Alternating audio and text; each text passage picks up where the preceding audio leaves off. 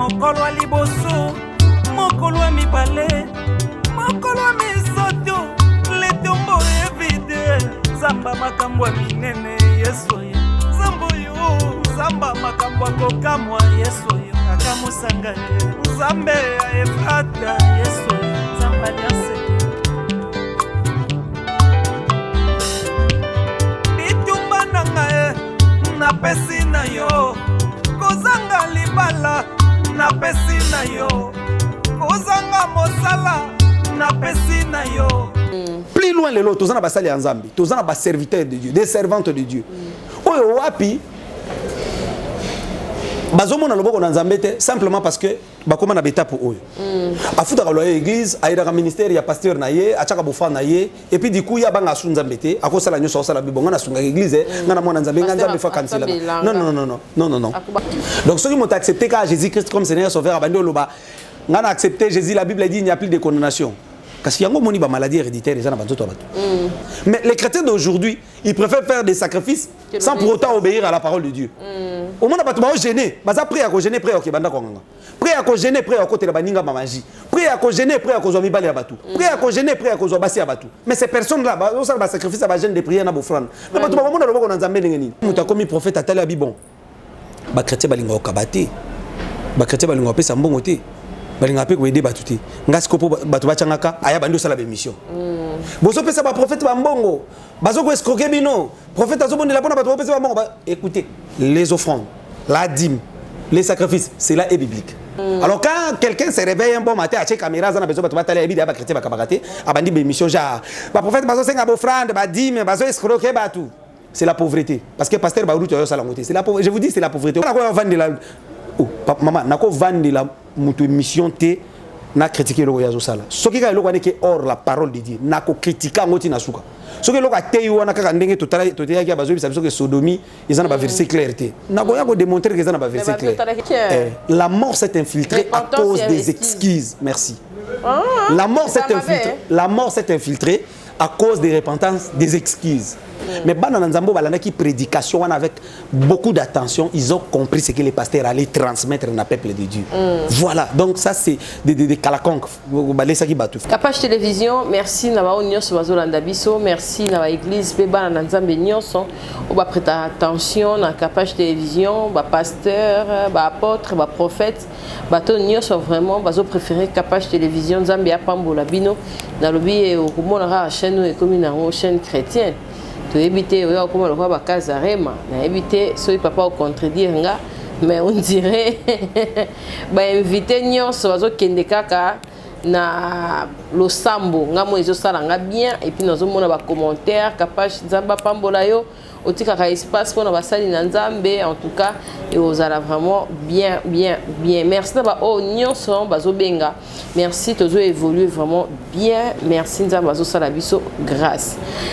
Tozana prophète Marcus Efrata lelo tokolobela makambo ebele ya outil descente na kanluka outil ko aider na ebiti azana ONG azana association ezanini à part orphelinat makambo mususu ezali le tokovandela vraiment wana tokokota un petit toupé d'actualité mais tokovanda plus wana na makambo etali ko aider ba opprimé ba mbotali ko sunga ba orphelin ba veuve tokolobela pe makambo kia ituri tokolobela penza ba massacre wana zo sala vraiment kitoko te lokola tozana mosai na Nzambe ye déjà yebisa biso ba révélation ebele par rapport ya makambo nyonso tozo mona lelo. Bonjour et bienvenue mosai na Nzambe Marcus Efrata. Bonjour na bande gonso bazolanda Capage télévision. Nzambe alola kanisela bango biso toza bien. Toza na kati ya ko bondela ko luka Nzambe oyo alola wa batelaka. Amen. Asa ela biso bolamu kimeza na mabota kimezali église kimezali orphelinat kimezali mamno soza bien. Na ngona Nzambe nde tozo kokuba. OK. Moto Nzambe ozana ONG, ozana orphelinat, précisément ozana nini? Oh yo vraiment au salak. Bon, yango eza ONG. Oui. Mais sikoyo nazo travailler plus sur fondation. OK.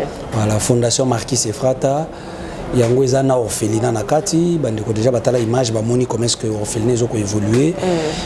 Fondation maintenant na cadre ya fondation toyaki kozala révélé dans Nzambe pour na ko aider bato muso bazangi bakeli bazana ba position ya faiblesse ndo moni musala nezo continuer ko salama to sala première descente, deuxième descente, troisième et quatrième descente aussi yango to ko sala donc toujours continuer ko effectuer ba descente na ba côté oyo poza ba ndeko musu ba benga biso ko benga o ba yebi on a téléphone papa za kama on hôpital bobo mutu azate mutu wana za na ndé côté donc on a obligé aux équipes donc to bondeli mais to suka na prière té faut quand même ko aider ndeko wana financièrement na wa mukenza mbako pesa biso ndé musala o to sala pe na cadre fondation kaya ko bondela pona batko sengela bango protection té mais ko aider bato yo bazana mutu ko aider bango té et bandikala non, et bandi kala. Et bandi kala, première descente, na biso, et bandi na 2020, na début 2020. Donc, toujours qui totalisé une année na kata ba descente wana. Voilà, on fait le bandi kala, fondation bandi kala, mais ba descente à l'hôpital. Et banda depuis 2018, to bando ça ba descente na l'hôpital, mais ils allaient qui a aider batouté. Ils allaient qui ba descente, ils ont bon de la capo na batou. Prière, mutana problème, ou quitter l'hôpital, soit bosengi médecin, soit bosengi docteur et hôpital wana to bon de la pona batou bosali yango, mais pendant que to bando que bon de la pona batou, toujours comprendre que bon de la pona mutu musu, mais avant que ne mutu wana zota la bino pena na mise hôtel sabino que na ana tungate. Soit bon de la si bon docteur merci to bon de la pona batou, mais docteur à faire comprendre bino moni place au jobone la maman wana bana basundola ya zana mutute moni bandaka bon alors on a bandé ko enregistrer babilo ko wana jusqu'à ce que na bandé ko zela nzamba pesa moi makoki temps en fait que to bandasko ko sala ba descente il y a moni ko descente comme il y a deux raisons que to prier pour na batu to tali bandeko bazana makokiti baza abandonné batu bazé abandonné belé na bopito alors total pendeni to ko aider bango ndé musala fondation Marquis Sefrat salaka en dehors ya orphelinat o batu so bayibi. OK. Boto na nzambede biso to pesa offrande pa na bino bo to pesa ba dim na biso to pesa ba reconnaissance ba offrande mususu et belé on a bino sko ba sana nzambo pesa ko banani. Puis orientation ya rokende na ONG to ko aider et vous t'en êtes révélation des nzamba ebisu OK. Nakanisi ke aujourd'hui pesa ngona babola. Nakanisi ke to sola ki likambu ya orphelinat la fois dernier. Na bisa ki ezana batubele ba cause la frapper na malédiction à cause ya babilo ko na orphelinat. Il y a beaucoup de personnes au basala ba orphelinat po bango moko ba mi komisa ba orphelin. Bali yaka na sima batu. Yango moni orphelinat na ngana senga ba aide. OK. Na linga te wa sabe mission bandi kotala bana na orphelinat bala linza labo ede bango na linga osala ngote. Au contraire kutu na ko sala ngonde na sala ba évangélisation na Yesu na balabala. Moni na terre Yesu na balabala wana. Na ba 5 heures on a batwa ka plein ba chaka bofrande. Na ko chap panier na bisi bango chap panier ko le ya ba orphelin. Ba maman winzi ba rappeler ba chibilo. Je peux le faire dans ce sens là. Mais ko bana ko senga bato ba moni réalité orphelinat ba yebi place ezati. Quelque part na zomona au moni du fait que bato basali ba abus trop. Donc bato basali ba mambebele ato yango mona linga raté ko senga vraiment aide na orphelinat. Na bisi bande ko so lingo visiter orphelinat ya Marquis Sefrat. Ce qui nous a pas sur ma coquille déplacée. Soza musika utiliser ndeko na yo. Utiliser même ndeko na yo à la descente, à bengi biso celle descente à aider bana wana. Mais na ba jar en tout cas lo papa na tinda mbongo pour na orphelinat. Faut peut-être très à la bana on a la prière o ba yebinga babika. Voilà, so muta yebioti. Ozo sala ba demande bongo quelque part au moni hein, toza ba congolais to yebani. Alors, concernant ba descente même orphelinat ndenge sala makawana. Na kolo ba que naza nazana ba partenaire te. Église PO yongai nazali mosel na Nzambe et zana makokite ya zo ba charge ndingana. Wadi za ba charge ngana zo personnellement na makambo ngana sala kana ni Nzamba pambola ngana ba faire nanga. Je le fais pas avec ni l'offrande, ni les sacrifices, ni ba dîme parce que on n'a pas encore des partenaires au bakoko na ba niveau na osala biloko wana. Donc dans un premier temps on zela ba partenaire ba yate et sa vision Nzamba pesanga je le fais moi-même. Je le fais moi-même dans ma propre moyen nanga bandeko sko batele marape que non to ko aider orphelinat bazape moko o batele ma ko aider orphelinat ko lia ko contribuer les mo pe na ba loyer parce que ça le pango mobimande to louaka ils en a 3 chambres salon douche moni donc voilà donc bandeko pe la mokaka ko contribuer o baza ba mona loboko na Nzambe savez que yo to lexa ba témoignage na yo to zana bano ba bikana ba sidé limois to zana ba ndeko ba 8 ans à stérilité ba bota les gens ont des partout dans le monde. Oh bah bota batouana et belé n'a pas compris baza reconnaissant. Ben gras baza mais moko ya moko n'a pas compris baza reconnaissant. Oh bah bah quoi DP ministère peut-être. Nangolu on zamba ça là bah on anzela bah prière. Alors les offrandes les dîmes pe babilo konyo sowana ils alaka orienté tant yo tuna neti un exemple to que na dîme. Dîme ba pesa ka yo pesa ka nani. Nga soki yo pesinga dîme. Nga na longo la dîme des dîmes. na pesi na père spirituel na ngai. OK donc na longoli dim de dim na pesi parce que dim ezali noyau donc ya mokokoli ya eloko yole bali yango te so ba pesi o manga ole na mokokoli c'est que bota soute donc dim eza part na nzambe eza loko eza obligatoire mona na nzambe afuta yango la dîme on donne pas la dîme on paye on donne pas donne ta dîme non on donne pas la dîme mais on paye ndé to futa courana mai c'est comme ça qu'on paye la dîme donc alors une fois muta opesa ba dîme te on pas mbola mati et on pas mbola mati mais ce que bateau écouta ma que ba pesa ba dîme ba pas mbola mati il faut batala trois choses. Si vous avez fait ça, il y a trois choses qu'il faut attendre.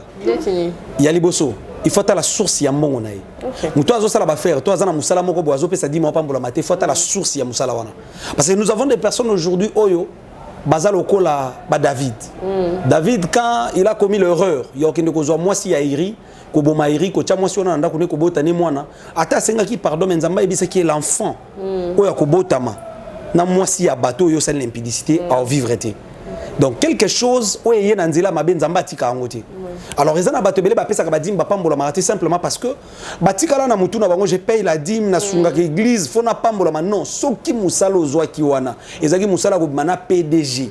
Enfin que PDG wana peso musala musala wana déjà na malédiction soki musala oyo pese la kadim ezaki musala bomela muninga soki libala wana ezaki libala oyo kotela mobali wana ndako anganga po mobali wana bala yo et que léona libala wana ozo souffrir maintenant tu commences à demander des prières nzamba yebisaki David l'enfant oyo kobota na mwasi ya batu à vivre été à kufa webi que David a sala ba jeune de prière pour moi on a bika te nzamba bomaye moko ya ba raison c'est là que même après des années nzamba limbisa David mais nzamba beta kaka David nanda kunaye c'est parce que David a gardé ka sous femme ya Iri nanda kunaye a continuer kobota nzamba linga te mabe école les erreurs tout le monde peut en commettre mais nzamba linga ba erreur multiplier te erreur multipliée et ça esprit des morts parce que dans le monde des esprits dans service dans donc erreur multipliée ça esprit des morts alors David a nzamba bomi mwana wana pour nzamba zaki na besoin mabe kolate mais David a gardé femme wana aye ko botane mwana mususu au bible bengi na komba Salomon ozomona sko Salomon aza inspecteur général à ba polygame c'est parce que za mwana o abotami na adultère awuti na femme o ya kwe na kindumba na libala. Parce que quand les racines sont mauvaises, la Bible dit les branches les sont aussi. Ça faut que vous mangate. Alors, badim tant aux opérations, aux opérations pas la maté, il faut la source. Il y a mbongo aux opérations badim et anim. Ce que ça commerce, faut vérifier mbongo banana au commerce et uta wapi. Ce que ça dit mibale abatu ah tout bela les cas de repentance et réparation. Ce que ça dit musala no bimana chef. To kenda na pratique moko diabolique. Badim wana ya musala wana ko pambola maté ko produire et le côté. Voilà la première raison. Deuxième raison, mutu oya zo pesa dîme. Il faut attendre la marche naie. Mutu azo pesa bofrande dazo bana pambola makati. Il faut attendre la marche naie parce que la Bible dit Dieu agréa Abel et son offrande. Tant Abel na kaya baki ko pesa bofrande na bango, la Bible n'a pas dit que Dieu agréa Abel, Dieu agréa l'offrande non. La Bible dit Dieu agréa Abel donc Nzambe ava agréé dîme na yo offrande na yo azoko agréé yo moko par rapport ya marche na relation aux anango na Nzambe. Amen. Yango omoni le roi Ézéchias lorsque prophète Esaïe nanda kuna ebisié tu mourras l'Éternel m'a envoyé na ebisa yo sala testament zo kufa Ézéchias tournant le visage contre mur Ézéchias fit la prière. Cette prière est dit Éternel souviens-toi je marchais devant toi avec intégrité et sincérité de cœur et j'ai fait ce qui est bien à tes yeux. Bon là mon auto ça l'attendait au hôpital yango et reçoit deuxième position ya vie à moto et qu'on soit première position c'est pas parce que tu aides les gens ou soit tu pèses offrande l'église tu au foutre le pasteur na bino ndako tu au foutre loyer église na bino ndenzamba komi camarade na yote nzamba ko akobundela ko longi so ko pambulo premièrement par rapport à marche na yo na yi parce que dans bato basala ba sacrifice mais ko tambola na bango bien nzambe sala ke ba pambola amen alors oyo zolona okobuka parce que bible zolo ba ke muto aloni akobuka mais sikoyo po buka yango o simba pe loko buki et ko banda sur le plan spirituel sur le plan spirituel yo muto zolono sala bola mozana relation nzambe te et ko yate parce que les pambole ko banda sur le plan spirituel avo bika aussi le plan physique alors moto oyo azope sa badim il faut nzamba agréer enfin nzamba ko agréer na dim na yi troisième chose moto azope sa dim soko azopambola maté il faut que la vie à pasteur azolia badim c'est très important surtout ça Ce qui pasteur au bazo pesa badim na ba offrande.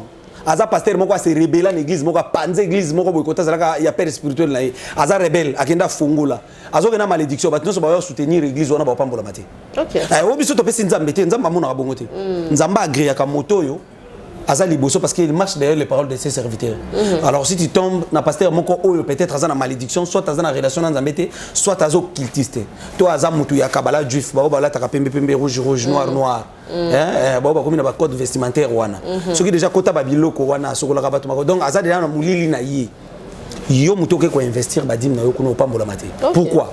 Le jour où le prophète Samuel a côté na ndako ya ba David, l'Éternel a envoyé à David mafuta. Parce que Nzamba Boakaki déjà Saoul. Mais lorsque les prophètes Samuel arrive chez Isaïe, comme c'est un prophète Oyowapi, à se déplacer, qui est allié face à la Moussala, à mon Eliab, grand frère aîné à David. Le prophète Azuma Futa a pas collié. Tant que Mafuta Nzamba Lobi yété. Lui, je l'ai déjà rejeté. Alors que l'Éternel a encore rejeté Moutouka sur Moutasali Mabe. Mais l'Éternel dit, lui, je lui ai déjà rejeté côté ma foutati. Alors Nzamba rejeté à Moutouka so Moutasali Mabe. Alors tant nazo tang la Bible nazo luka péché à Eliab asumukité. Alors tant nazo qui na ba révélation prophétique nazo comprendre ce qui Nzamba loba qui na prophète lui je l'ai rejeté. C'est parce que Eliab azala qui m'a bêté, asala qui m'a bêté, c'est parce que Eliab aza soda na kati ya armée à Saoul.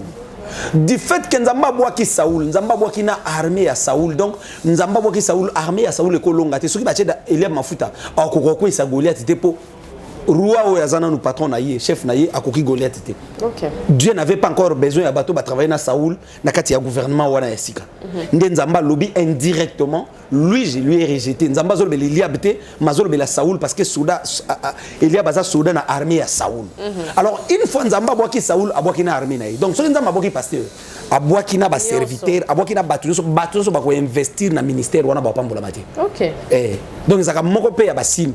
Ya so muto otambola bien, abanga Nzamba opesa ba diminuer. So il vient fo mate fata la vie à pasteur naïe. Muto azo ko imposer maboko, azo bondela po naïe. C'est très important. OK. Muto wana ko za soit akaboy na Nzambe, soit akocho cultisme, soit azana po na Nzamba réparer te et lorsque yé lo le ko fo mate po naïe et fo mate po na bato ba ndimi Nzambe naïe. OK. Merci prophète Marcus et Frata. Torozoa extrait ya clip na yo mokopé pour les émissions na yo mokopé aux albums et c'est là. Non, tous en a qu'à travailler. Non, tous c'était. C'est les cas deux clips. Non, tous deux clips. Troisième chanson audio de Gézali. Clip nango ils en a qu'à tous travailler en parce que bande ko bayebi que immortel Kaniki évangéliste a fait moi ciné brisque nangola. Il y a un réalisateur il y a clip nangai. Alors à kendo kunda moi sinaye pour le moment tu es stoppé mais tozo continuer en attendant que bande ko bata la morceau. Vraiment. Je proclame ta grandeur éternelle car tu m'as relevé. Tu n'as pas voulu que mes ennemis se réjouissent à mon sujet. Éternel est mon Dieu, le Dieu de ma vocation, le Dieu de mes alliances. Ephrata. Yango nakoki kosala soki oteo Nzamba alliance na beleli yo. Nini yango nakoki kosala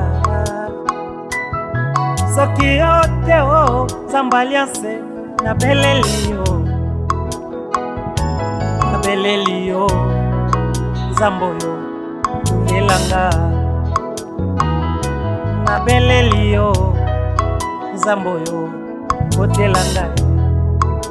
Merci en tout cas pour la clip wana et salut vraiment bien. Merci Naba Nzambe nyonso au Balandaka Capage Télévision en tout cas et papa le but faut se repentir hein, derrière la caméra mais il faut se repentir. Il faut se repentir. Ngana se repentir kala moto Nzambe. Na se repentir kala. Et merci Naba Nzambe nyonso bazolanda biso en tout cas. Papa rappelez dans nos pages na yo Facebook. bandeko bazan pour sortir la image ba enseignement Ouais. page na biso ezali prophète Marquis Efrata na Facebook na YouTube chaîne ezali prophète Marquis TV. OK. Prophète Marquis TV na YouTube, on retrouve chaîne, on retrouve enseignement, on retrouve un moment nyonso ya prière, ya délivrance, ba témoignage. Prophète Marquis TV. OK. Oko s'abonner nzamba lola opambola yo, bando rolanda ba enseignement et opambola yo makasi. Ouais, vraiment. Tout le monde a aussi des sentiments na Kanluka Awa, à part Makambo Toto Lobela, il y a ONG Fondation, c'était pourquoi? Bon, au moni na uti koloba que to bande ko sala premièrement ba descente ya bonde la pona bato. Donc il comprendre que bandeko belé ba lukaka secours na nzambe na ba moment difficile na ba hôpitaux mais peut-être bazaka na mututé bala musu peza na musu bandeko sambela te a côté hôpital na likamoro boy azupe prière tete akufi alors to monaki ki photo bando sala ba descente wana ndo moni na okende na hôpitaux ezana ba hôpital musu ba boya pe okotsa biso boke pena po wonde la pona ba tout docteur aza grand maître ya makambo mabe ya boyi non aba pasteur ba kota te ba benga na téléphone aboyi ba pasteur ba kota te donc voilà mais zapena ba bisika musu ba yambi bino bokoti. Amen. Alors, chaque fois que nous avons de la pona batu, nous avons tout musu soit qui cité ordonnance et vandiwana. Au bon de l'époque aussi si malax ordonnance pas pour ordonnance 2 semaines à Nambongote. Donc moni na ki hôtel na cadre ya fondation na aider bandeko wana na kendaka ko prier pour na bangote mais na bimisaka bango hôpital. Déjà le 8 janvier. Propre effort na yo. Oui, na ba propre effort o nzamba zo pesa nga muke. Le 8 janvier na bimisaki ezaki plus de 9 personnes. Na bopito entre bango na kat na bango wana ezalaki na bana oyo wapi bauta ko botama depuis 2020 ba fêter l'hôpital faute de moyens alors fallait ko bimisa bango to kende ko bimisa bango na ba maternité voilà tout ça là qui on a alors moi na auto tala na hernie eza hôpital mususu nde nakutaki na hôpital wana te donc sali hôpital par hôpital hôpital par hôpital donc na bimisi hôpital mususu nakuti hôpital mususu na côté na bondela nakuti ba ebisinga ke non infirmière wana ebisinga papa ka o faut opération bana mbongo te mona botama na hernie zo vimba moni mona nenga zo komo vraiment pesa côté moko alors on a tuna une facture hôpital wana fallait na futi facture hôpital wana nde na memi bango hôpital oyo parce que na tuna ki infirmière wana hôpital mo ba ko sala opération pembeni abisinga hôpital o bandi ko ba otala na image ndesiko to ken hôpital o bandi ko ba otala na image to solo na bango ba ebisi biso déjà intervention ya hernie ya mwana na état o ya zali et ya mwana ezaka trop cher faut ba banda ba $1500 bo discuter nazaki étonné. Oh non, intervention est très compliquée parce que les mois na botami nango batali na bisi bango to discuter. Dieu merci. Hôpital wana si na bimisa batu. OK. To discuter pe ba facture en tout cas nzamba pambola bango. To discuter déjà ba facture na bimisa déjà batu une fois wana l'hôpital wana to discuter na bango facture wana pendant moment nazo discuter facture ba opérer moi na oya za na hernie. C'est alors que bande ko musu bazaki on a pe ba komo le la secours que docteur pa ya bani ko faire comprendre nga papa sala kango déjà maman moko azawa aboti na césarienne biso to aider mais moi na OK 1 mois bazana mbongo ti bangungi na hôpital vraiment maman mususu wana ye aya ko bota aya nina so nina ga asala même pas la yette alors mobile asala accident lokolo e katana yesu mobile asala accident lokolo e katana azana ndako asala keloko te alors aboti mais ce que possibilité zati tous qui obligé ya futa ba facture wana nyonso ndo moni bandeko ba otala to futi opération ya mwana na biso to futi opération ya mwana na biso na ngolu na nzambe to sali que to futa facture to futi facture ya mama bandeko bazomona to pesi quand même ba enveloppe ya futi la bango et ce qui wana te l'hôpital ba ka eza ebele que na kati ya ba ka wana ezo senga batami tema malamu oba ko aider bandeko to sali prière oui to bondeli nzamba obikisa mutu mais hôpital avant mutu abima et c'est ngambongo on me dit pourquoi même na pamboli hôpital wana parce que nazo vivre ba événement ya hôpital mususu beaucoup ti mutu signé mais ba soigner te ba bimbongo nan oui et comment belé c'était quel jour papa auto zoki bandeko basala accident en aéroport mardi mercredi mercredi nazaki na ndeko to uti quelque part to komi na aéroport avant président Kota descend c'est à tout petit bateau à moto mi balé parce que façon bateau ba zoki ba panzani au kokati pas profit alors le gars la descend c'est à bande ko kima wana nzaza zo lokota nazaki na choix te namoni ka okeboma batu alors nga na jeep na bisi chauffeur calé 207 liboso tozaki obligé to calé 207 liboso na kitisi garde nanga akangi chauffeur akangi na receveur to tie bango na mutuka tozongi to zui batu wana tozongi po tozwa batu wana to man hôpital to kuti ke bazui bango ba bango na seta les hôpitaux les en face aéroport alors nazaki obligé okota tin hôpital à seta na komi na kati hôpital na kuti penza moko déjà perdre connaissance moko wana zo saigner azo loba nazui quand même numéro à famille nembango obi ke na kuti ba docteur ata muto kozwa numéro te abenga bazo raté ngam na komi nde na osenga numéro na bengi famille wana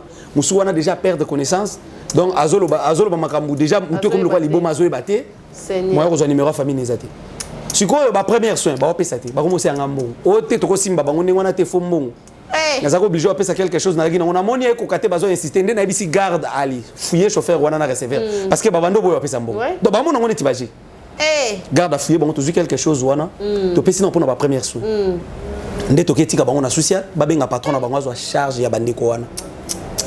Mais déjà même mutu na benga nazo pesa information que kinga ndi asala accident za awa ngana memba bango hôpital boye asala accident est-ce que tu as suka wapi mbongo ezate ngape na zasoki na gombe na yaki musala yeswe osomona déjà eloko wana ebetanga na matoi alors yango na insisté ki na major oya yambakinga na bandeko na ebisi sala quelque chose patron ya mutu kana mona nazo bandeko oya en charge na sala quand même on a go sala mais eloko déranger ngezanini comment na moto ya prêter serment pour na cause la médecin ba yelie ka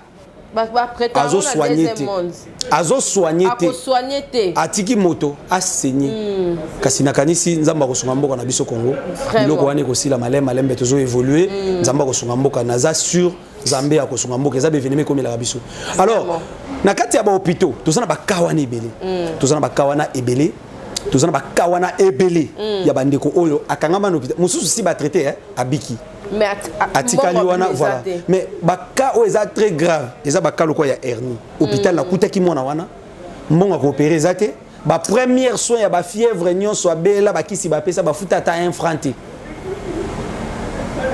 parce que bango pe ba komi prêt à ko libérer bazong senda ko mwana kendo kufa ozomona alors mama boti mwana wana mama boti mwana oya boti mwana wana akufa oya za wana na image koko waza na image koko alors moni bana basika nde zalaka kokola ya bana mobali amona na tezemi nde mwana wana papa zati tant on a une explication na toaki obligé ko ideba kawana zebe vraiment alors na kati ya fondation Marquis Efrata to sala ba descente wana so bande ko babengi biso na téléphone to sala ka descente ya rotala na ndenge ni to ko sunga mais to zana ba partenaire te to zana appui te to zana mutute ote yemtaida kapota azati ni na église ni libanda bandeko balanda biso alors ezaka eloko nzamba tana motema eza ndenge moko na ofela donc soki mutu akosepela ndenge moko to sala to zoki appela bandeko bazana na niveau hôpital ya sana ke bazana problème ko lia ba babela ba tuberculose to sala descente na pona ko kabola pe biloko akolia ko aider pe bandeko wana po biso sinde to za boye ennemi na biso ezaka malade atozo ba kondo boboshika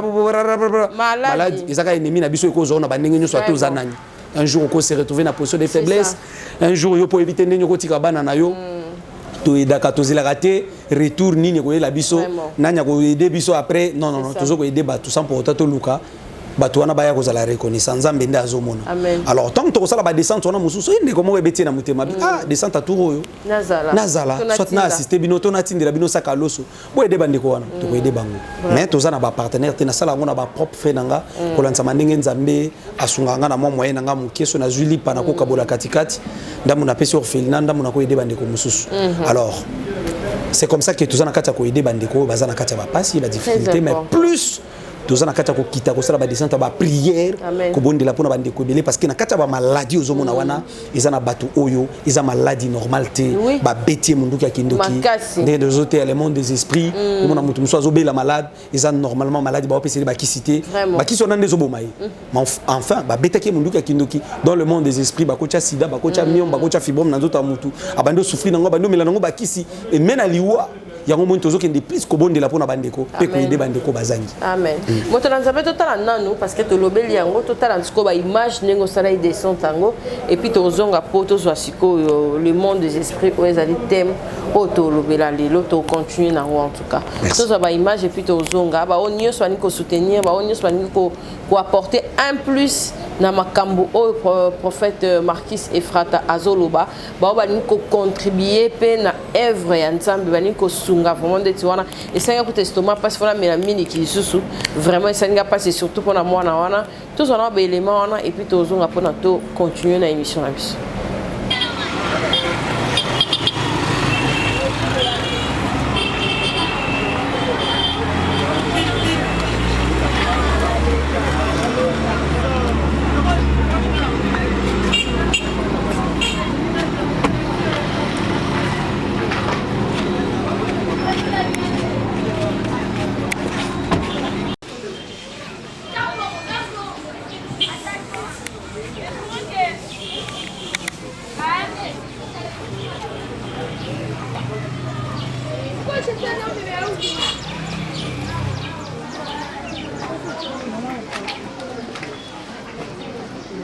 Bonjour madame. Monsieur Labissou.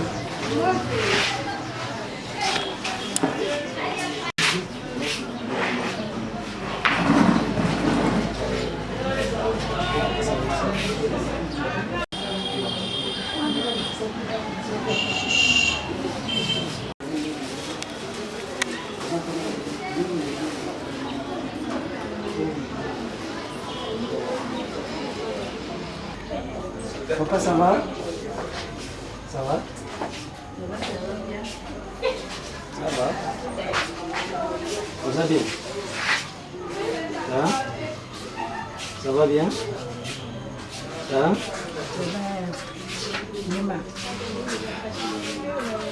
Ça va? Maman, responsable de monsieur Azati a pas eu. Vous avez là, vous Azati? Pardon? Bokilo na yuko pamoja. Mwana mama ni bale, ni mwasina.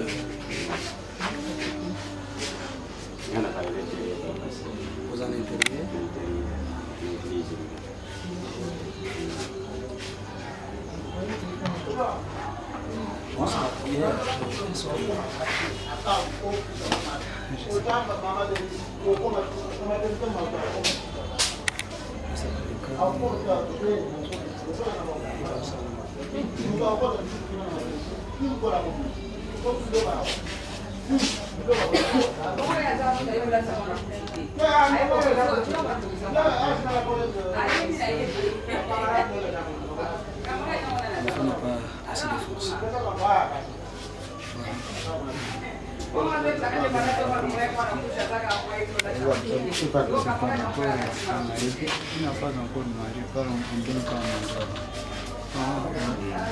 Après l'intervention, il va manger avant l'intervention.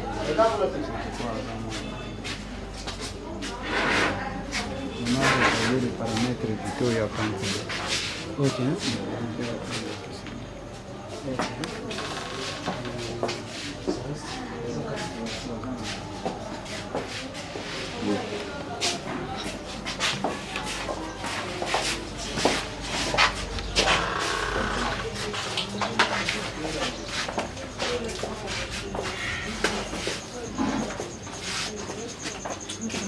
Ndeto madame watika mwana toa.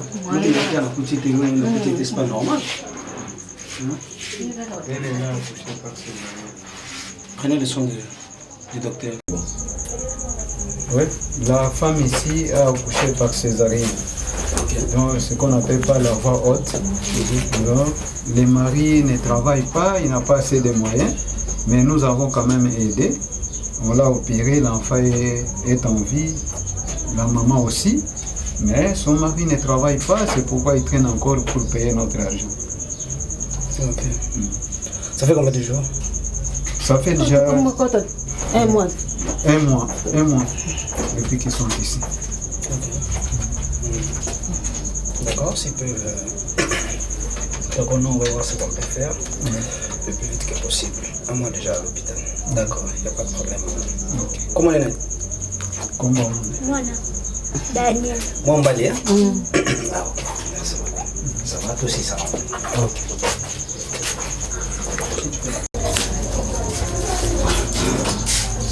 Mbote maman. Mbote papa. Oui. Ngai kombo na ngai mama Nzimbu. Oyo na boti mama ya mwana oyo. Mwana na ngai penza de jewa na to bota mina mama na yaya na ngai. Yaya na ngai liboso nga sima na ye. Siko yaya na ngai akufi atikili ngai bana. Mwana na ngai ya mwasi oyo yaya na ngai botaka ayaka epa na ngai yo kuvande pa na ngai dibede te eloko te. Mwana wana yo kozwa mobali na miso na ngai aye kobota bana ya mama mwana o aboti mwana bana na ye sima na ngo pe mwana na ngai wana lokola bayoka kate akenda zonga ka lisusu kuna na kimwenza wana aye kokufa akoke ye kokufa aye kotikila ngai bana wana yaki kotikila nga bango yango na boko la bana wana na pasi konyoka ma koluka Nzambe lokola azali kaka Nzambe asungaki ngai bana bakoli basi pe mibali bakoli kaka na pasi kaka ya koluka Nzambe oyo azaka kaka Nzambe ko ba nini pa pasteur pour yango wana na ye na pasi ya mwana oyo ndenge kweyila ka ye wana na motema kaka nazolela Nzambe oyo azali Nzambe oyo lokotaka oyo tombolaka sunga ngai pona sana makoki te azane sikate Nzambo na pasi na bikolo aluka mbuba leo nduka mu amuna te aisenga tuva na mbo yo bimeza te non ça va mbo bimeza te bana natia bana mikimki na nda bana makutu wa mikezo lila mbo bimeza peut-être les actes moi ça fait combien de semaines 2 semaines déjà 2 semaines même les jours de l'accouchement biloko moi c'est yaka na moko wa bota donc c'est l'hôpital qui a pris en charge. Je n'ai pas compris. Vous voyez, je pose, hein? Elle bosse na PC non merci pour parce que quand on a beauté na on nzimete kena ko bima mikolo yo na PC merci nzamba batela ya sunga ya misala na ya osale kende liboso nyonso kosenga na Nzambe kokisela na PC vraiment Nzambe lokumu po quand on a beauté li na nzimeke ke na bima sumi na bima mikolo o pour la possibilité que za nango na nzimeke na bima mikolo na pesi Nzambe merci misala na ye ekende liboso Nzambe bakisela lisusu azangisele loko osenga te. Merci.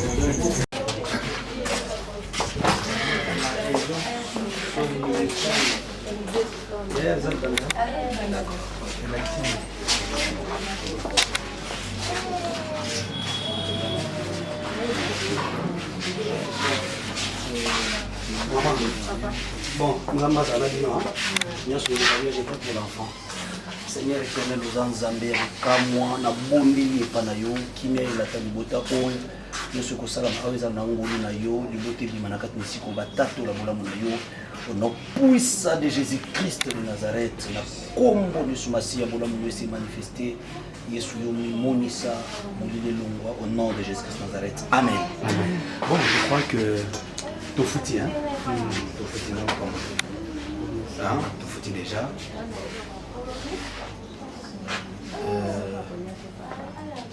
Ok. Bazan il va au liate. D'accord. Toko tinda quelque chose. On a volé à moi.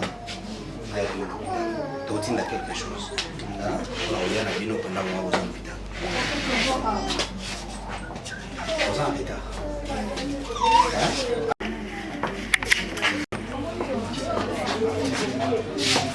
Sentez-vous bien.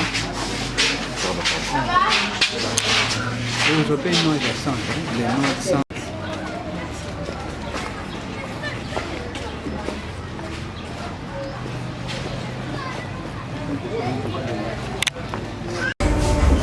Merci en tout cas pour la image wana papa na moni pe ba enveloppe pour remettre en tout cas vous savez salami bien Nzambe pambola yo parce que c'est pas donné à tout le monde. Amen. Et puis na ba temps oyo ba coronavirus oyo na ba temps oyo ya ba ministre ba konga ko kima na ba 2 millions oyo mutu azana ngote apesi boye eza vraiment lipamboli makasi na moni c'est qui hein.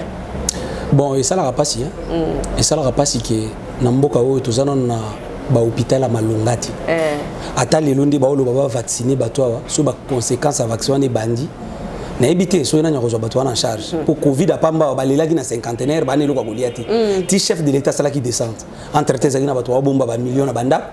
Ba oyiba na facilité. Mais bato ba beli Covid a na cinquantenaire ba leli président ke ba depuis l'hôpital président comme tout na ba indien wana ba question. Ozomona déjà ils a soni pour Namboka lokola oyo Congo. Nakanisi que toujours souhaiter vraiment justice à Salam Moussala nae. Histoire il y a pas détournement na Mboka aussi là. Vraiment. Mboka o bato a souffrir mingi. C'est trop. Te nzamba oki kolela ba enseignant. Ba enseignant ba lira depuis kala. Nzamba oki kolela. Balaka kutu basakaka. Basaka pe balaka nzamba oki. Donc bangonde ba osala ki lelo ba cadre baza na Mboka.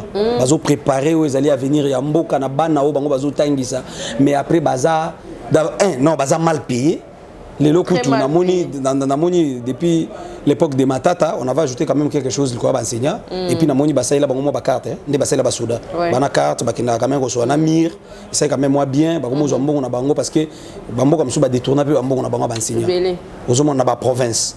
Alors côté la le ministre oyo wapi yépé aza promoteur ya ba école. Donc ayebi donc on ministre on ya yebi passi enseignement. Parce que ça promoteur ayo ka ba doléance ba enseignant azana ba école ayebi comment est-ce que ba enseignant bazo souffrir donc ce combo ne biminute na détournement en tout cas c'est congolais on a vraiment ça congolais zamba longola biso place wana mais justice ça la musala na parce que na moni na lire to kende oyo na le président de la république et au pesa batebele bon mot baye ba penda ko sakana te na mbongo l'état na lire to kende na président Fachi ils ont permettre bango vraiment avant de détourner mbongo akita la photo bana ni 3 fois pour pas de pardon ils ont ça déjà bien non ils ont ça déjà bien wana makamba côté la parole de Dieu na katité au détourner mbongo ke va na makala na entendre bala mais to ko senga penza la justice oui parce que wana za jemo boyo to comprendre na mboka na biso ba okanga mutu a détourner mbongo ba mimi na parquet ba condamné après to ba mbongo wana zongi to c'est ça.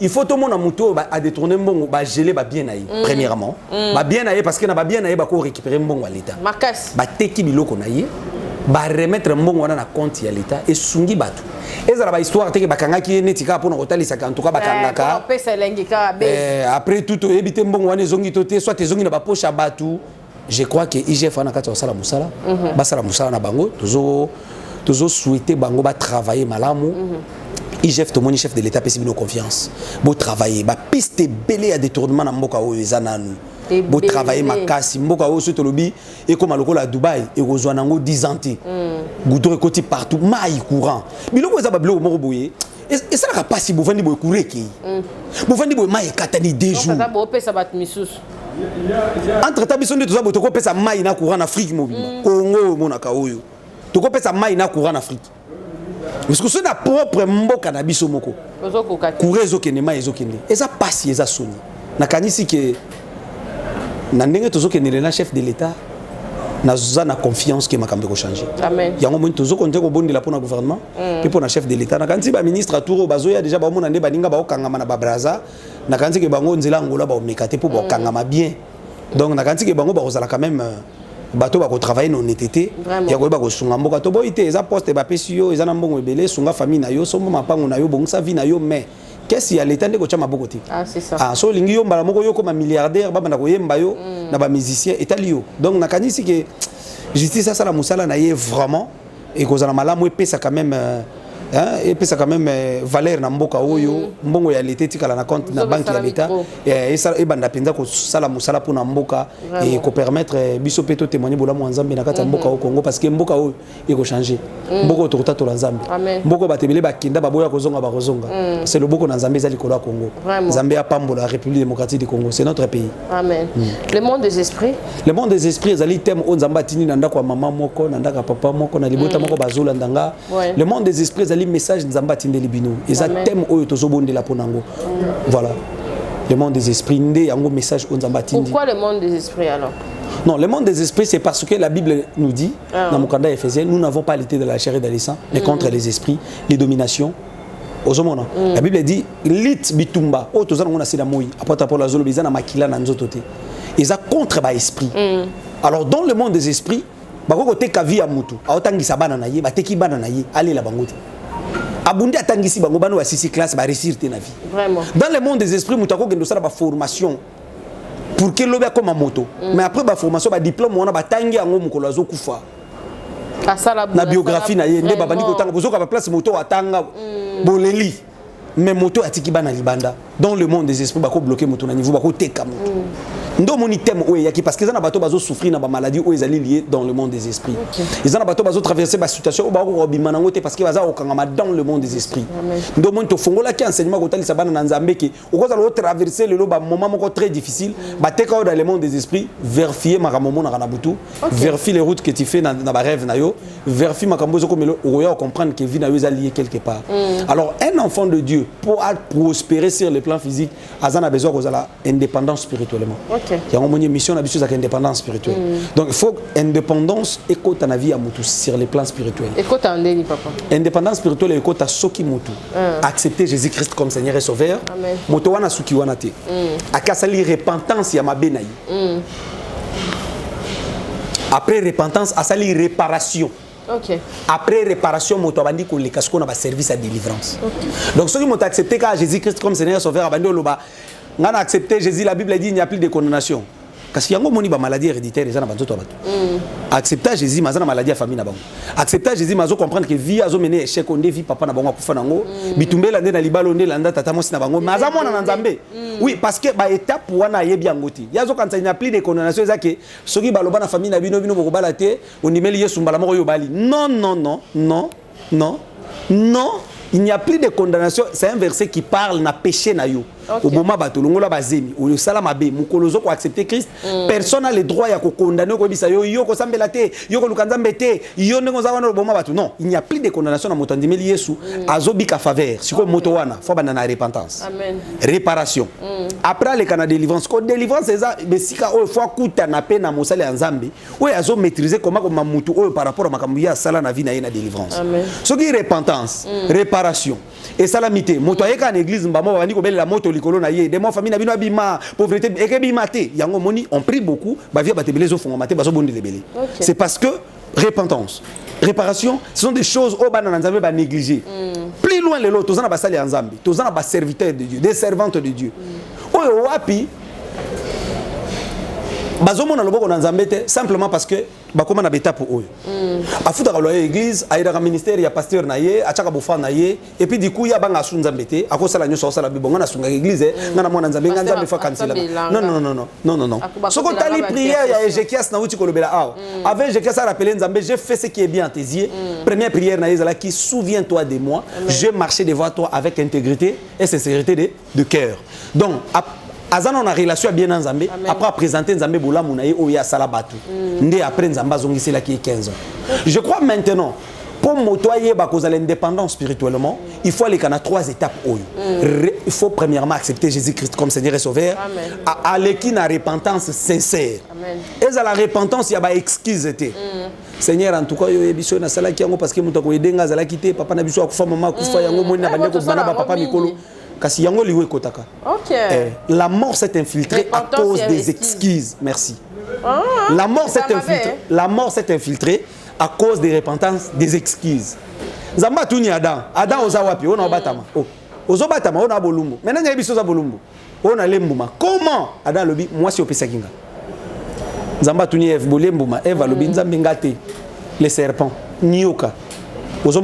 Des fois tout ça la repentance ou on a Seigneur comprendre ngana zaina muto ko edengate papa nanga vraiment ko eza ba repentance moko o nzamba lingakate et ça là que nzamba beta muto donc repentance on est sincérité ça excuse tout ça là souvent ce n'est pas bon mona muto ko ina péché ayebi bon problème nanga za libala na poko siko fona boni na nzambe libala siko ko nzambe pardon limbisa nga papa o belo na sala ki te la repentance sincère il faisait la suivi na réparation. OK.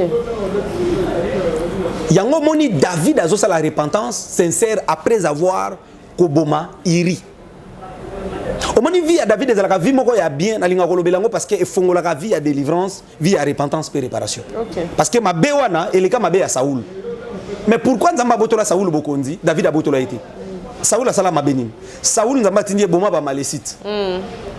dévoué par interdit mboka ezika Saoul ake azui mwa biloko mafuta ayo bonzela nzambe abateli na roi na bango nzamba siliki Saoul asenga pardon nzamba boyi Saoul akanga prophète na bilamba sengela nga pardon pa na nzambe nzamba boyi lambe pasuki prophète Samuel abisi kande lamba na nge pasuki bo continuer pasuki nzamba boka Saoul nzamba azui David abenge l'homme selon mon cœur mais David ayeko sala mabe koleka Saoul soko taliba mabe wano comparango Saoul akendeka ko boma abomi nyonso te mais David azui bokonzi abomi iri a récupérer moi c'est iri abandi obotani ban so tali mabe wana mibale ozomona ya David eleki par rapport à Saoul mais pourquoi nzamba limbisi David abeti Saoul oya comprendre que il y a Saoul les ali auto benga désobéissance alors prophète Abissa qui est l'obéissance mieux qu'un sacrifice mais les chrétiens d'aujourd'hui ils préfèrent faire des sacrifices sans pour autant obéir à la parole de Dieu au moment où tu gêner baza prier à gêner prier OK banda konganga prier à gêner prier à côté la baninga magie prier à gêner prier à cause mi balé abatu prier à gêner prier à cause basi abatu mais ces personnes là on ça ba sacrifice à gêne de prier na bofrane mais batu ba mona loboko na nzambe ngeni apo ko mutu muso aleki na télévision oté biso zo sala bofrane et ça devient maintenant monnaie il y a ba prophète il y a lelo ce muta comme prophète atali abibon ba chrétien balinga okabate ba chrétien balinga opesa mbongo te balinga pe ko aider batuti ngasi ko batu bachangaka aya bandi osala ba mission bozo pesa ba prophète ba mbongo bazo ko escroquer bino prophète azobondela pona batu opesa ba mbongo écoutez les offrandes la dîme les sacrifices c'est là est biblique ezaka makambuté o leka nango bandi ko loba nango na hypocrisie bata maneti ngana zaka hypocrite te pour nga maman d'abord en dehors na ya église na bana ko bondela nzambe na ça muto na salakati je travaille besiko yangwana ba pasteur rebelle ba travailler raté maintenant moi je conseille na basali na nzambe de travailler oui il faut parce travailler parce que les leçons lobi o basé vie na yo na ba dîme ba chrétien ingrat baza ebele o ba bongola mutemati tikala ko yeba même na gouvernement o euti ko sila o na zala bandeko o ba yaki bazaki na gouvernement te na bondela pona bango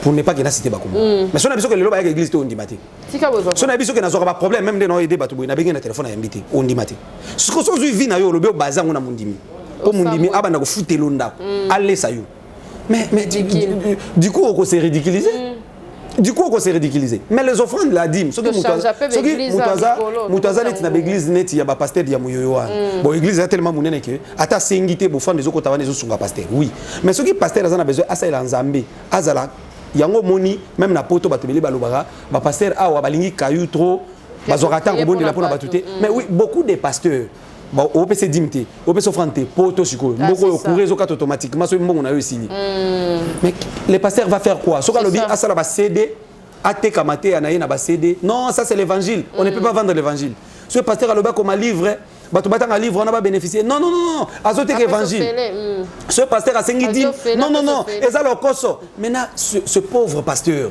comment ko nourrir banana après avoir côté évangile ko bondela pona batu akozonga na ndaku akia komi ba verset biblique atina basani bana ne balia nyoso na parce que za pasteur voilà pourquoi na bisa ba serviteur de Dieu soko za na ba partenaire te o ba ko aider musala nzambe yozo sala travail amen mais soko za na bato bazui quand même la possibilité ko lobano pasteur to ko aider yo landela bato wana 24 sur 24 parce que c'est ton travail bato na ba mo loboko nzambe so bazana ba maladie incurable babika so bazana ba blocage ba koma ba prospérer ba bika bolamu ya Yesu sur cette terre. Mais si tu n'as pas de personnes au ba ko aider yo, ne force pas côté kamaité, côté ka uilité, côté que la biso ba ji a rougité au maquillage, Jésus boya ko somba non. Ko sala biloko wana te parce que c'est satanique. Vraiment. Te évangile, luka musalo sala, nzamba opambola. Vraiment. Mais so zana bato ba ko soutenir yo, ozana ba partenaire. J'ai dit ceux qui pasteur azana moto ko aider. Mais ce n'est pas bon que pasteur a travaillé. Parce que l'église est hôpital. Il faut 24 heures sur 24 églises à l'ouvert. Ok. Avant de déplacer place au routine adresse à Kala. Na bete là au lisolo. Tozobonde là na 20 na 0 heure. Maman moko ya zo beta porte église. Na fongoli porte boina ba serviteur. Papa mobile nanga uti musala. A côté nanda ko kasi ko na tchelie biloko na mesa lingalia a crier à sa crise. Batalopango ba ye ba moni fulful na monoko o ape masuta kufi. Ba bandi olila. To man hôpital maman na bité na zo église mo zo bonde là. Abando bonde na bisote. Azaki na église té. Ayemba on a bimi na ba intercesseur to komi na lupangu to koti to kuti da ba pangusi fufu na munoko muto pe mati na bisi intercesseur boti d'adoration to bango ba bandi bonde là na kanka misu bo j'ai prié le Seigneur me dit ba bete mundu ka kindoki pe mutazu moli monene abimité azaka na kati lupangu na toilette wana toke ine alors na zui des intercesseurs la tini moko na kwa toilette ngala leki na porte ndako to bandi prière to longoli batuni so bazaki na boti ka to bonde to bandi prière to ça même pas 20 minutes l'esprit de Dieu convainc nga benga na komboni na tuni moi sine komboni nani apesi nga kombona benga na komboni alamuki soki to zaka na prière te na butuana morgue morgue bana batikali église fois la wana permanent pour na kobondela baka ya ke belé na butu to na moyi donc soki pasteur ana ba partenaire en tout cas je ne conseille pas au pasteur de travailler ils a compliqué ko conseil la nzambe bien te musa nzambe za pasi bato balu bango na musika ba ya bo frère ba ba paraître ba travailler mais banda na ko sala ngo comprendre banda ko sala ngo surtout ko benga mati vraiment sala ngo comprendre donc ti 2h 3h du matin 4h non yamba appelle yo comme 3h 4h les États-Unis bato comme 23h ba uti misala ba bandi bengo na téléphone papa na gena ki bondela pona na mona na hôpital na zu covid le téléphone na ko cha silence te na la ngona mutu ambetu saturé ozomona alors il faut comment on a niveau on a pour comprendre le ozo critiquer na musika alors quand quelqu'un se réveille un bon matin a check caméra za na besoin bato batala ebi ba critiquer ba kabakate abandi be émission ja ba prophète bazo senga bo frande ba di mais bazo escroquer ba tout. C'est la pauvreté. Parce que pasteur Baoulou, c'est la pauvreté. Je vous dis, c'est la pauvreté. Au moins, la pauvreté, vous avez la possibilité, vous avez la critique inutile. La pauvreté, c'est la moutoire critiquer, bateau, bateau prospérer. Parce que maman, nako vendre la moutoire mission té, na critiquer le royaume sala. Ce qui est le royaume hors la parole de Dieu, nako critiquer ngoti na suka. Ce qui est le royaume té wana kaka ndenge total total ya bazo bisabiso que sodomie, ils en ba verset clair té. Nako ya ko démontrer que ils en ba verset clair. Otala ki prédication nyo sauté yozuka parti wana. Non, wana bana lemba ba fanatique bana salongo, ba fanatique je connais. Ba faux compte ya bana lemba ya salongo ba fanatique na yebi. Baza ba fanatique ya église wana uta kuna baza ba fanatique ana ba membre bango so ba tali loko nyonso ba luka ba betela maboko. Pasteur dit clair, il n'y a pas de verset clair na o itali sodomie. Moi j'ai donné des versets clairs, sodomie c'est un péché.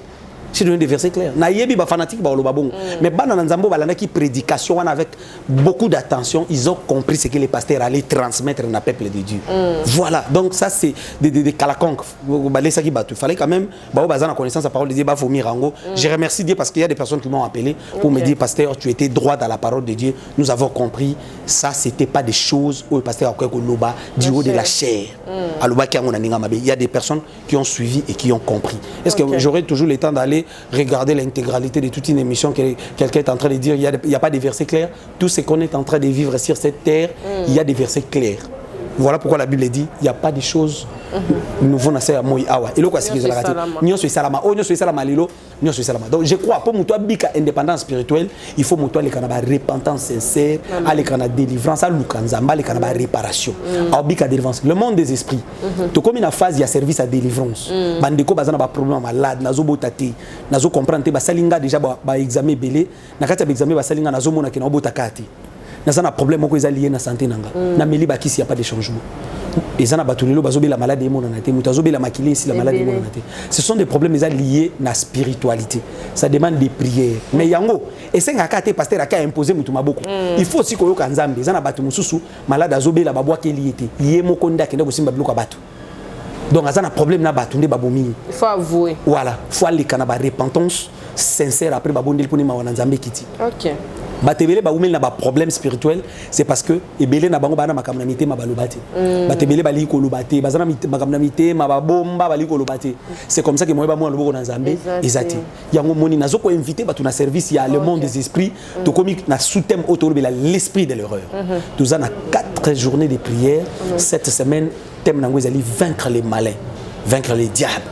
Alors on a quatre services wana to bonde la pona bande ko bazana ba cas difficile mais du mbalamoko to zobenga bande ko na repentance parce que l'esprit de l'erreur c'est un esprit de mort qui demande mutuno sa sala ba erreur lokola enfant prodige après ko zo mbongo tata na yiko kindolia na ba makango esili azongaki bato bazo sentir que nga nzamba pambolanga mais na mbongo nga na zo basi bato tellement na sala ambiance lilo misale kufa.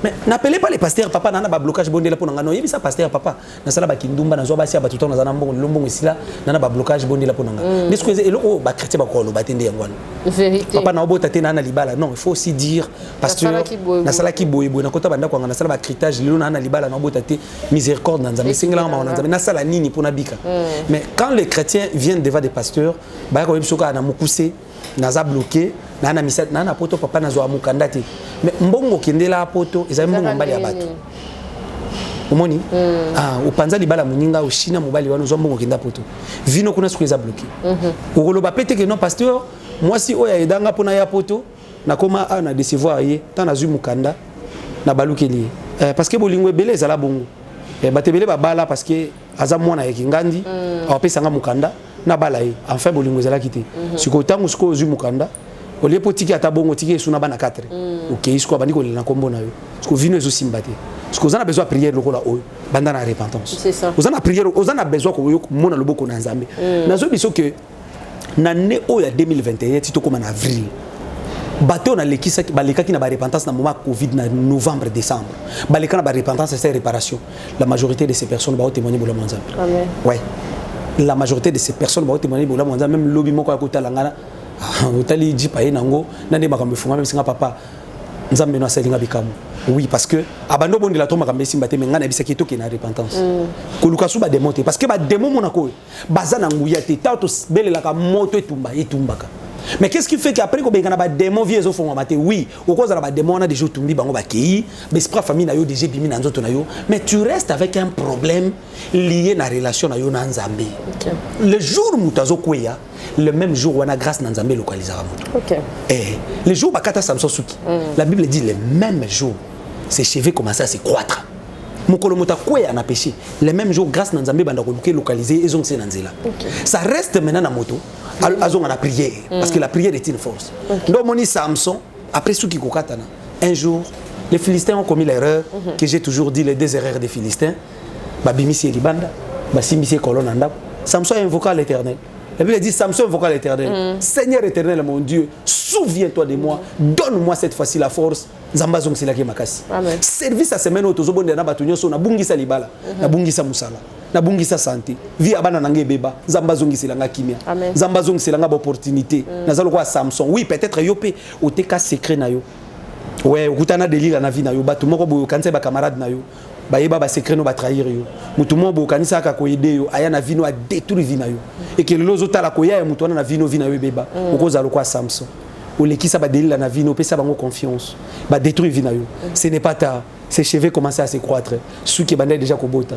Alors, il est temps maintenant au côté de la prière. Donc, tous on a service à prière. Bandeko ba Rolanda biso na Lubumbashi partout. Nzamba pambola bango. Bandeko nanga Goma. Il y a Pointe Noire, il y a Gamboma, il y a Djambala na Brazzaville. Na bondi la kana bango. Nzamba pambola bango. Alors, na ba Rolanda biso na Europe. Ba bazana Kinshasa. Tous on a Kitambo cimetière avenue Air Congo numéro 68. Pour ça na prière, Nzamba ko visiter. Amen. Que l'Éternel Dieu vous bénisse, papa. Mot gentil d'abord au balandibiso et puis prière pour toi. C'est un spot publicitaire avant tout aussi. Zambé apambola bandeko so balandibiso, joyeux anniversaire, cadeau nanga ya ngwana, na mama Cynthia Kapache, na pesi joyeux anniversaire, na sambeli nzamba pesi année à bonheur ya paix. Ya kimia cadeau nanga na pesi déjà ya ngwana. Zambé apambola bandeko nyoso bazana posa balanda ba enseignement oyo. OK na YouTube na yo après émission oyo, o komi prophète Marquis TV s'abonner o komona ba émission, ba prière, ba témoignage. OK na Facebook na yo komi prophète Marquis Efrata, o komona page na biso Facebook. Lola pambola bandeko nyoso balanda biso partout dans le monde, kolo kansela bango, nzamba kansela bandeko nyoso, ba s'abonner, balanda ba enseignement, to clôturer awa na bondela pona bandeko musu bazolanda ngana hôpital. Pendant que kolanda biso soko ko contacter les prophètes, soit tant ko bondela, soko on a besoin de prière, aux 8 ans ko bondela, soko Saint-Esprit convaincre contacter biso, le numéro est affiché. Bandeko pe bazana besoin de soutenir fondation, soit pétant bondela, soko Saint-Esprit convaincre yo, le numéro est affiché, au continue de la biso, kombo na yo, requête na yo, likamu na yo, to bondela pona yo, zambalo la pambola bandeko so balandi biso na hôpital. Nakata bandako partout biskan so bolandi biso nazo bondela l'Éternel le Dieu de ma vocation na bondele panayo papa maman so balandi biso na malade na hôpital na ba problème na chagrin na douleur na déception nakata bitumba kozanga kimia libala mukanda santé Père éternel mon Dieu boba ko belela yo lokola Samson après avoir kota la prière oyo bako senga secours ozongisela bango obabungisa ba ko belela yo lokola enfant prodige après avoir ko bima ko sala mabe bazana posa ozongela bango Seigneur babika ngolu na yo ba ko ya lokola la femme à la perte de sang après avoir ko sala ba jeûne ba prière ba sacrifice ba bikate tant ba kuta na parole oyo prière oyo babika bolamu na yo ba ko belela lokola Bartimée ko la na nzela instabilité tant ba ko yoka liloba oyo babika miracle au nom puissant de Jésus-Christ de Nazareth. Amen. Amen.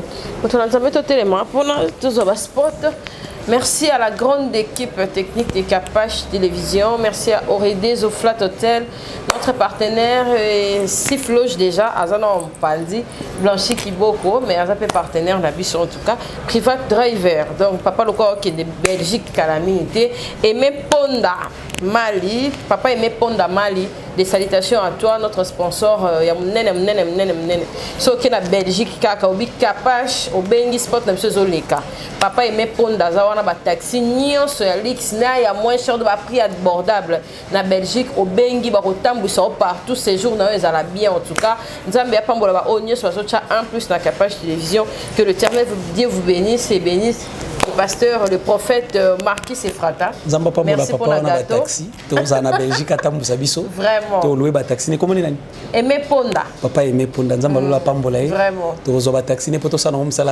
Vraiment. Merci beaucoup. Vraiment. Joyeux anniversaire Nayo Tokabwani. Merci. Bye. À la prochaine. Merci. Je proclame ta grandeur éternelle, car tu m'as relevé. Tu n'as pas voulu que mes ennemis se réjouissent à mon sujet. Éternel est mon Dieu, le Dieu de ma vocation, le Dieu de mes alliances. Efrata. Yango nakoki kosala soki ote o Nzambe alliance na beleli yo nini yango nakoki kosala soki ote o Nzambe alliance na beleli yo Nzambe oyo tungelanga na beleli yo Nzambe oyo botelanga